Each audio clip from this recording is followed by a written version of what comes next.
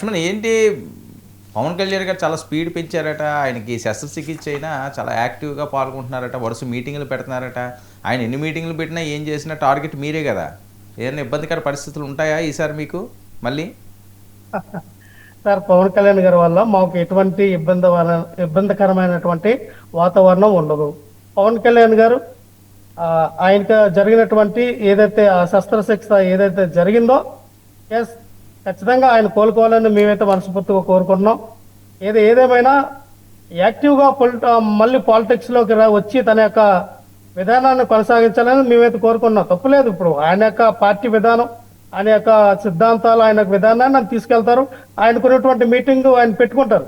వాళ్ళ యొక్క నాయకుల కార్యకర్తలతో అన్ని డిప్యూటీ సీఎంగా ఉన్నారు కాబట్టి ఆయన కార్యక్రమాలు, ఆ కార్యకలాపాలు ఏవైతే ఉన్నాయో ఆ యొక్క మంగళగిరి పార్టీ ఆఫీస్ లో చేస్తాను, ఒక నెల రోజుల వరకు నన్ను ఎవరు కూడా డిస్టర్బ్ చేయొద్దు అని చెప్పి వ్యక్తిగత సార్. మాకు ఇబ్బంది పెట్టే వాతావరణం పవన్ కళ్యాణ్ గారు మమ్మల్ని ఏదో ఇబ్బంది పడతారు. పవన్ కళ్యాణ్ ఇప్పుడు మాకు పవన్ కళ్యాణ్ గారికి ఎటువంటి వ్యక్తిగతమైనటువంటి పాపాలు కానీ ఏవి కానీ రాజకీయ కక్షలు కానీ కాదు. ఆయన మరి జగన్ నేను అధపాతాలానికి తొక్కుతాను అని అన్నారు. వ్యక్తిగత ఆయన వ్యక్తిగతంగా ఏమైనా తీసుకున్నారా ఏంటి మీ మీద? సార్, ఇప్పుడు పవన్ కళ్యాణ్ గారు చాలా తెలివిగా ఏం చేశారంటే కమ్మ కాపుకు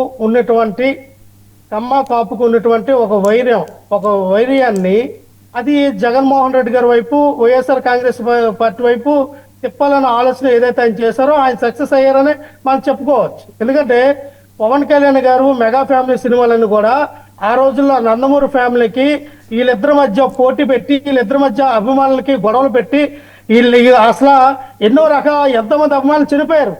ఇంటి నందమూరి కుటుంబానికి చిరంజీవి కుటుంబానికి పడదు, వీళ్ళు బద్ధ శత్రువులుగా చూపించి పాపం యువకులు ఎంతో మంది అభిమానులు చనిపోయారు. కానీ ఈరోజు ఏమంటున్నారు, వాళ్ళు మేము బాయ్ మేము అన్నదమ్ములం అని ఈ రోజున అదే అభిమానుల యొక్క ఉసురు పోసుకున్నారు.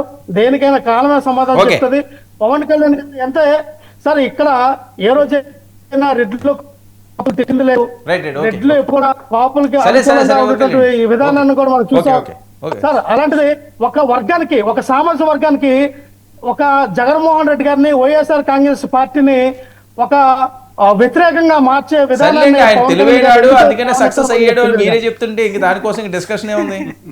ఆ విధానం తీసుకెళ్లారు చంద్రబాబు నాయుడు గారు. విధానాన్ని ప్రజల్లో తీసుకెళ్లారు. మీరే చెప్తున్నారు కదా ఆయన సక్సెస్ అయ్యాడు అన్నప్పుడు ఇంక దానికి ఇంకా కామెంట్స్ ఉండవు, ఇంకా డిస్కషన్ అవసరం లేదు. ఆయన చాలా తెలివైన అందుకనే సక్సెస్ అయ్యాడు అంటున్నారు. ఓకే శివపార్తి గారు, ఒక్కరే సార్ వర్మ గారు, నేనేమంటానంటే ప్రజారాజ్యం పార్టీ పెట్టినప్పుడు ఇదే చంద్రబాబు నాయుడు గారు, ఇదే టీడీపీకి అనుకూలమైనటువంటి పచ్చి మీడియా అంతా కూడా జెండా పీకేద్దాం, జెండా తీసేస్తాం. మా జగన్మోహన్ రెడ్డి గారు కానీ ఒక నిమిషం లక్ష్మణ్, శివపార్తి గారు ఏంటి పవన్ కళ్యాణ్ గారు ఒక్క నిమిషం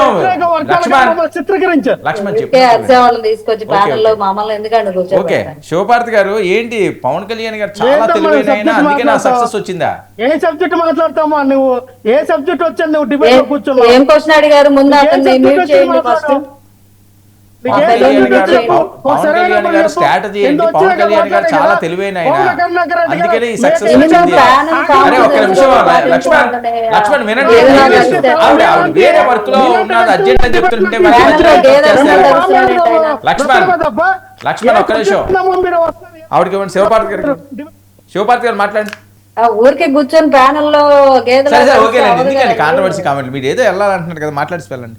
చెప్పండి మీరేం అడిగారు? ఏంటి పవన్ కళ్యాణ్ గారు స్ట్రాటజీ ఏంటి? ఆయన శస్త్రచికిత్స చేయించుకున్న వరుసగా భేటీలు నిర్వహిస్తున్నారు, ఏం చెప్తున్నారు ఇందులో? స్ట్రాటజీలు లేకపోతే లోకల్ వారు కానీ రేపు ఎలక్షన్ జరగబోతున్నాయి కదా దానికోసం. ఫస్ట్ ఆఫ్ ఆల్ ఏంటంటే ఆయన ఆపరేషన్ అయిన వెంటనే విధుల్లోకి రావాలని ప్రయత్నం చేస్తే డాక్టర్లే వద్దు, మీరు కంప్లీట్ గా రెస్ట్ తీసుకోవాలి, మినిమం 2 వీక్స్ అన్నా తీసుకుంటే గానీ మీరు వెళ్ళకూడదు అన్నా కూడా ఆయన జస్ట్ 4-5 డేస్ తీసుకొని మళ్ళీ విధుల్లోకి వచ్చి ఎప్పట్లాగే ఆయన గవర్నమెంట్ సంబంధించిన విధులను అలాగే పార్టీకి రిలేటెడ్ గా ఏవైతే కమిటీల్లో సమాచార సేకరణ ఏదైతే డేటా చేశారో దానికి సంబంధించి ఆ నాయకుల ఏదైతే కమిటీ ఉందో ఆ కమిటీ ప్రతినిధులతోటి ఎప్పటికప్పుడు డిస్కషన్ చేసి పార్టీ విస్తరణ మీద దృష్టి పెట్టారు. అలాగే ఆయన గవర్నమెంట్ విధులు ఏవైతే ఉన్నాయో ఆయన శాఖలు పంచాయతీరాజ్ శాఖ కానీ అటవీ శాఖ కానీ మిగతా సాంకేతిక ఐటీ దాని గురించి కానీ వాళ్ళకి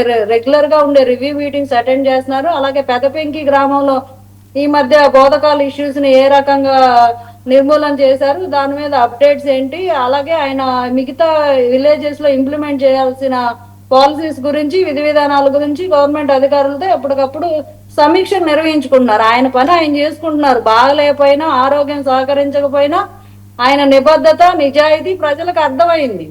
ఏదో నాకు బాగాలేదు కదా, నేను శస్త్రచికిత్స చేసుకున్నా కదా, నేను రెస్ట్ తీసుకోవాలి కదా అని తప్పించుకోలేదు. ఆయన కంప్లీట్ రెస్ట్ అవసరమైనా కూడా దాన్ని పక్కన పెట్టుకొని ప్రజాక్షేత్రంలో ప్రజలకు ఇబ్బంది కలగకుండా విధి విధానాల్లో నిమగ్నం అవుతున్నారంటే దీన్ని బట్టి మా నాయకుడికి ఉన్న డెడికేషన్ ఏంటి అని అర్థం చేసుకోవాలి. అంతేగాని ఏదో నోటికి వచ్చింది కదా అని మాట్లాడేసి ఏదేదో మాట్లాడేసి కుదరదు. అక్కడ వ్యూహాలు ఏమి ఉండవండి. ప్రజాక్షేత్రంలో ప్రజలకి దగ్గరగా ఉండాలి, వాళ్ళ పనులకి ఇబ్బంది కలిగించకూడదు. విధి విధానాలు ఏవైతే ప్రభుత్వ పనులు ఉన్నాయో వాటిలో జాప్యం జరగకూడదు అనే ఒక స్ట్రింజెంట్ గా దాని మీద వర్క్ చేస్తున్నారు. కాబట్టి ఈరోజు పంచాయతీరాజ్ శాఖ ఉపాధి హామీ పనుల కల్పనలో దేశంలోనే మొదటి స్థానానికి వచ్చింది. ఈరోజు అత్యధిక పని దినాలు కల్పించిన శాఖగా ఈరోజు దేశమంతా ఆంధ్ర రాష్ట్రం వైపు చూసే విధంగా పంచాయతీరాజ్ శాఖని పవన్ కళ్యాణ్ గారు మొదటి స్థానంలో నిలబెట్టారు. We have to appreciate that. అది ఎంత స్ట్రిక్ట్ గా వర్క్ చేయకపోతే తన ఆరోగ్య పరిస్థితులు కూడా పక్కన పెట్టి పని చేశారు. అది పని చేయడం. గత వైసీపీ ప్రభుత్వంలో పంచాయతీరాజ్ శాఖ అంటే ఏందో కూడా తెలియని వాళ్ళందరూ పంచాయతీ శాఖ నిర్వహించారు. దాన్ని ఏ రకంగా భ్రష్టు పెట్టించాలో పట్టించారు, ఏ రకంగా అన్ని శాఖల్ని నిర్వీర్యం చేశారో చూసాము.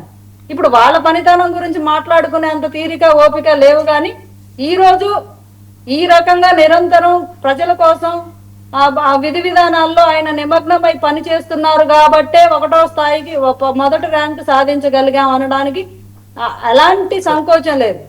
ఎవరైనా ఆయన విధి విధానాల గురించి విమర్శించే స్థాయి, అర్హత, నైతిక హక్కు కూడా లేదని నేను అంటాను. సార్, ఇప్పుడు నాదొక రిక్వెస్ట్ ఏంటంటే, సీదిల్ అప్పలరాజు గారి కుటుంబం వల్ల చనిపోయిన ఆ కుటుంబానికి, అంటే మనం కంటిన్యూగా చూసేది ఏంటి, సీదిల్ అప్పలరాజు గారి అరెస్టు. కానీ ఆ పేద కుటుంబం యొక్క విజువల్ కూడా ఖచ్చితంగా అక్కడ రావాలా, తద్వారా ప్రజలకు తెలియాలా అసలు నిజమైన బాధితులు ఎవరు. ఇవాళ కంటిన్యూస్ గా సీదిల్ అప్పలరాజు రావడం వల్ల బాధితులు ఎవడో నేరస్తులు ఎవడో అర్థం కాని పరిస్థితి.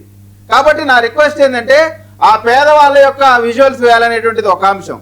రెండోది, పేదవాడి వాయిస్కి కూడా మనం ఒక న్యాయం ఇచ్చినట్టు అవుతుంది. అంటే ఇప్పుడు జగన్మోహన్ రెడ్డి గారి ఢిల్లీ పర్యటన నాకు తెలిసి భారతదేశంలో ఈరోజు రాజకీయ పార్టీలన్నీ కూడా రెండుగా చీలిపోయినాయి. ఒకటి ప్రతిపక్ష పార్టీలుగా, ఒకటి అధికార పక్ష పార్టీలుగా. ప్రతిపక్ష పార్టీలు అన్ని కూడా ఢిల్లీలో ఉన్నటువంటి అంశం పైన వాళ్ళకి సంబంధించినటువంటి రాజకీయాలు చేస్తా ఉన్నారు. అధికార పక్షానికి సంబంధించి దాంట్లో జరిగిన తప్పులేంటి ఒప్పులేంటి అనేటువంటి దాన్న ఇటు పక్కన చెప్తా ఉన్నారు. కానీ జగన్మోహన్ రెడ్డి గారికి ఏ లైను లేదు. ఇప్పుడు నేను చెప్తా ఉండేది ఏంటంటే, చివరికి జగన్మోహన్ రెడ్డి గారు కూటమిలో చేరడానికి ప్రయత్నం చేస్తా ఉన్నారు. కూటమిలో జాయిన్ అయ్యి తద్వారా ఏదో ఒక రకంగా జగన్మోహన్ రెడ్డి గారు వైఎస్ఆర్ కాంగ్రెస్ పార్టీ ఢిల్లీ వెళ్లి కూటమిలో జాయిన్ అవడానికి రిక్వెస్ట్. ఎన్డీఏ కూటమిలో జాయిన్ అవడానికి మీకు అర్థమవుతుంది కదా సార్. అదే సార్ ప్రయత్నం, కూటమిలో జాయిన్ అవడానికి ప్రయత్నం. లేకపోతే ఈ రోజు వరకు కూడా ఢిల్లీలో జరిగేటువంటి యాజిటేషన్ పైన ఒక మాట మాట్లాడే జగన్మోహన్ రెడ్డి గారు కానీ వారి పార్టీ కానీ, పోనీ ఆయన లైన్ ఏంటి, దానికి వాళ్ళు అనుకూలమా వ్యతిరేకమా ఏమి చెప్పలా. ఏ రాజకీయ పార్టీ అయినా భారతదేశంలో ఆ అంశం మీద అయితే వ్యతిరేకంగా ఉన్నారు, లేదా వ్యతిరేకంగానో లేదా అనుకూలంగానో ఉన్నారు. ఈ రెండు స్టాండ్లు లేకుండా తటస్థంగా ఖాళీగా సైలెంట్ గా ఉన్న ఏకైక రాజకీయ పార్టీ భారతదేశంలో వైఎస్ఆర్ కాంగ్రెస్ పార్టీ. అంటే ఏంటి, వారు ఖచ్చితంగా ఎన్డీఏ కూటమిలో చేరడానికి సింగలు సిమ్ము ఇవన్నీ బుస్సు మాటలండి. ఖచ్చితంగా నాకు తెలిసినంత వరకు ఢిల్లీ వెళ్ళేది కూటమిలో చేరడానికి రిక్వెస్ట్ చేయడానికి వెళ్తున్నారనే నాకు ఉండేటువంటి ఆలోచన. రెండోది, జగన్మోహన్ రెడ్డి గారు ఏ ప్రయోజనాల కోసం వెళ్ళరు, స్వప్రయోజనాలు. జగన్మోహన్ రెడ్డి గారు వెళ్ళేదే స్వప్రయోజనాల కోసం. ఆంధ్ర రాష్ట్రానికి సంబంధించిన ఏ అంశం పైన ఢిల్లీ వెళ్ళి గతంలో ముఖ్యమంత్రిగా ఉన్నప్పుడు సమయంలో కానీ, లేదు ప్రతిపక్ష పార్టీలో ఉన్నప్పుడు కానీ ఎప్పుడైనా ప్రజల కోసం వెళ్ళినటువంటి దాఖలాలు మనం చూసామా? ఎప్పుడైనా ఒక ప్రెస్ మీట్ లో ఢిల్లీ ఈ సమస్య కోసం వచ్చాం, ఈ సమస్యని కేంద్రం ఒప్పించాం లేదా మెప్పించాం అనేటువంటి మాట ఎప్పుడైనా చెప్పారా? ఎప్పుడు కూడా అటువంటి ఆలోచన లేదు. స్వప్రయోజనాల కోసం మాత్రమే ఢిల్లీ పర్యటన చేస్తారు జగన్మోహన్ రెడ్డి గారు అంటంలో ఎటువంటి అతిశయోక్తి లేదు. ఖచ్చితంగా మేము చెప్తా ఉన్నాం, వైఎస్ఆర్ కాంగ్రెస్ పార్టీకి అవుట్డేటెడ్ పార్టీ అయిపోయింది, ఎక్స్పైరీ అయిపోయింది. ప్రజల యొక్క మనసులో నుంచి వాళ్ళు దూరంగా చెరిగిపోయారనేటువంటిది స్పష్టంగా అర్థమవుతా ఉందండి. సార్, మా సోదరుడు లక్ష్మణ్ చెబుతున్న సోదరు ఆగు, మా సోదరు లక్ష్మణ్ ఇందాక మాట్లాడతా ఇది ఓకే. ఏంటి ఎన్డీఏ కూటమిలో చేరడానికి జగన్మోహన్ రెడ్డి గారు ప్రయత్నాలు చేస్తున్నారు? చెప్తాను సార్. అది ఇదే రిప్లై ఇచ్చిందో చెప్తా ప్లీజ్, 2 నిమిషాలు సార్. ఈ తర్వాత రిప్లై ఇచ్చిందో చెప్తా. మీరు ఇది చెప్పి కూడా మా సోదరు మళ్ళీ మర్చిపోదా, మా సోదరుడు ఏంటంటే ఇందాక మాట్లాడతా మా భువన కరుణాకర్ రెడ్డి గారు సంవత్సరం ముందు కోర్టులో కేసు వేశారు. ఏ మూవ్ అయితే నేను ఆక్యుపై చేసుకున్నాను దాని సర్వే నెంబర్లు ఒకసారి నాకు చూపించండి అని చెప్పి భువన కరుణాకర్ రెడ్డి గారు కేసు వేశారంట. కేసు వేసినట్టు ఏదో నాకైతే తెలియదు, కానీ సర్వే నెంబర్లు భువన కరుణాకర్ రెడ్డి గారి దగ్గర లేకపోతే బహిరంగంగా న్యూస్ పేపర్లో దొరికితుంది, పబ్లిక్ డొమైన్లో ఉంది. అక్కడ మీకు దొరకపోతే మీ దగ్గర పెన్ను పేపర్ ఉంది కదా లక్ష్మణ్ గారు, మీరు రాసుకొని సర్వే నెంబర్ చెప్తా. సర్వే నెంబర్ 47/1-47-2, 7 ఎకరాల 30 సెంట్లు, అర్బన్ మండలంలోని మంగళవాడ రెవెన్యూ పరిధిలో ఈ భూమిని ప్రభుత్వం స్వాధీనం చేసుకుంది. సర్వే నెంబర్ ఇప్పుడు నేను చెప్పా కదా, రాసుకోండి. ఇంకో సర్వే నెంబర్ చెప్తా, ఇనా భూములు సర్వే నెంబరు 472-473, ఇది కూడా ప్రభుత్వం వెనక్కి తీసుకోండి, ప్రభుత్వంలో కలిపేసుకుంది, ప్రజా ఆస్తి కింద తీసుకుంది. నేను 2 ల్యాండ్ల సర్వే నెంబర్ చెప్పాను, దాదాపు 16 ఎకరాలు 63 సెంట్లు. ఈ సర్వే నెంబర్లో మీరు భూమన కరుణాకర్ రెడ్డి గారికి ఇవ్వండి, ఆయన్ని ఫైట్ చేయమని చెప్పండి. రేపు మా ప్రెస్ మీట్ పెట్టి ఈ ల్యాండ్ రాజారెడ్డి గారు మా తాతకి అమ్మితే మా తాత నాకు ట్రాన్స్ఫర్ చేశారని చెప్పి మీ దగ్గర ఏమైనా డాక్యుమెంట్స్ ఉంటే మీరు చూపించుకోండి, మీరు మళ్ళీ ల్యాండ్ తీసుకోండి, మాకైతే ఇబ్బంది లేదు. నెక్స్ట్, మీరు ఇందాక చెప్తున్నారు సార్, జగన్మోహన్ రెడ్డి గారు ఎన్డీఏలో చేరతన్నారా చేరట్లేదా అని కన్ఫ్యూజు, టెన్షను. బహుశా మా లక్ష్మణ్ కూడా తెలియదు అనుకుంటానండి. జగన్మోహన్ రెడ్డి గారు వారంలో 2 రోజులు ఏపీలో ఉంటే మిగిలిన 5 రోజులు ఎక్కడ ఉంటున్నారు? బెంగళూరులో ఉంటున్నారు. మరి బెంగళూరులో ఏం చేస్తున్నారు? ఆ 5 రోజుల్లో 1 గంట 2 గంటలో ఆడ సీఎంగా ఉన్నారు. అంతకుముందు డిప్యూటీ సీఎంగా ఉన్న ఎవరైతే ఇప్పుడు కర్ణాటక సీఎంగా ఉన్న వ్యక్తి ఎవరైతే ఉన్నారో ఆయన కలుస్తున్నారు. అంటే అటు వాళ్ళతో కూడా టచ్లో ఉన్నారు, కాంగ్రెస్తో కూడా టచ్లో ఉన్నారు. ఇక్కడ కాంగ్రెస్తో డిప్యూటీ సీఎం ఎవరైతే ఇక్కడ ఉన్నారు భట్టి గారు, ఆయనతో కూడా టచ్లో ఉన్నారు. అందుకే జగన్మోహన్ రెడ్డి గారు ఆస్తులు మొత్తం అటు కర్ణాటకలో ఉన్నాయి, ఇటు తెలంగాణలో ఉన్నాయి. ఎందుకు 1 ఎకరం కూడా స్వాధీనం చేసుకోవట్లా? రాజశేఖర రెడ్డి గారు ముఖ్యమంత్రిగా ఉన్నప్పుడు ఫ్యాక్టరీలు పెడతా అని చెప్పి ల్యాండ్లు ఇస్తే ఆ ల్యాండ్ స్టిల్ ఇప్పటికీ అలాగే ఉండిపోయినాయి. ఇక్కడ ఉన్న కాంగ్రెస్ ప్రభుత్వం స్వాధీనం చేసుకోవాలా, ఆడ కర్ణాటకలో ఉన్న కాంగ్రెస్ ప్రభుత్వం స్వాధీనం చేసుకోవాలా, అలాగే ఉండిపోయినాయి. ఇప్పుడు ఎవరైతే జగన్మోహన్ రెడ్డి గారు ఉన్నారో, ఏ పార్టీకి దగ్గర ఉన్నారు, ఏ పార్టీకి దూరం ఉన్నారో మా తెలుగుదేశం పార్టీ మిత్రులు గమనించాలి, అలాగే మా లక్ష్మణ్ కూడా గమనించాలి. మధ్యలో మీరు లక్ష్మణ్ గారు నవ్వుతా చక్కని చిరునవ్వుతో మా అన్న సింహం నరేంద్ర మోడీ గారి మెడ ఉంచుతాను, సోనియమ్మ మెడ ఉంచుతాను, రాహుల్ గాంధీ గారి దగ్గర తొడగట్టాను, ఇలాంటి మాటలు మాట్లాడొద్దన్నా జనాలు చూస్తున్నారు, బాగోదు, నవ్వుతున్నారు. ఓకే, లక్ష్మణ్ ఏంటి నిజమా? రాజకీయాలు అయిన తర్వాత చాలా ఉంటాయి, వ్యూహాలు ఉంటాయి. వ్యూహం ఖండిస్తున్నావా లేదా? ఏంటి నిజమా? ఏంటిది వ్యూహాలు ఉంటాయంటే ఎన్డీఏలో జాయిన్ అవుతున్నారా? నన్ను రాజకీయాల్లో చాలా వ్యూహాలు ఉంటాయి సార్. దీన్ని ఖండిస్తున్నాం అనే ఈజీగా అనొచ్చు, ఖండిస్తున్నాను. ఆయన అనుకుంటున్నాడు. ఇప్పుడు విజయ్ గారు ఏమనుకుంటున్నారంటే జగన్మోహన్ రెడ్డి గారికి ఇంకే ఆధారం లేదేమో, జగన్మోహన్ రెడ్డి గారు ఒంటరిగా రారేమో, జగన్మోహన్ రెడ్డి గారు ఇంకా బీజేపీతో ఎన్డీఏ కూటమిలో జాయిన్ అయ్యి పోటీ చేస్తారేమో అని ఆయన అభిప్రాయం. అది ఆయన మాట్లాడు. నేనేమంటానంటే సరే ఆయన అన్నట్టుగా అనుకున్నారు అనుకోండి, అంటే చంద్రబాబు నాయుడు గారు ఎన్డీఏ కూటమి నుంచి బయటకు వచ్చేసి కాంగ్రెస్ పార్టీ ఇండియా కూటమికి సపోర్ట్ చేసే 2029లో ఆయన పోటీ చేయడానికి సిద్ధంగా ఉన్నారా? విజయ్ గారిని మేము అడుగుతాం సూటిగా. మేము ఎన్డీఏ కూటమిలో జాయిన్ అయ్యి మేము పోటీ చేస్తే మీరు ఇండియా కూటమిలో చెప్పండి.